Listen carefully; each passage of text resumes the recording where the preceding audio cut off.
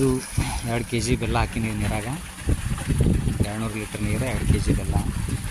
ಇದೊಂದು bottle liquid ಹಾಕಿದೆ ಅಂದ್ರೆ ಏನಾಗ್ತದೆ, ಒಂದು 5-6 ದಿನ ಏನದ ತಿರುಗಿಸ್ಬೇಕು, ಫರ್ಮೆಂಟೇಷನ್ ಆಗ್ತದೆ. ನಂತರ ಹರಿಯೋ ನೀರಾಗ ಏನದ ನೆಲದ ಮುಖಾಂತರ ಬಿಡಬೇಕು. ಮಣ್ಣು ಮೆತ್ತಗಾಗ್ತದೆ. ಮಣ್ಣಿನಲ್ಲಿರ್ತಕ್ಕಂಥ ಬ್ಯಾಕ್ಟೀರಿಯಾಗಳೇನದ ಆ್ಯಕ್ಟಿವ್ ಆಗ್ತಾವೆ, ಆ್ಯಕ್ಟಿವ್ ವರ್ಕ್ ಮಾಡ್ತಾವೆ ಮತ್ತು ಎರೆಹುಳ ಹೆಚ್ಚಿಗೆ ಆಗ್ತಾವೆ.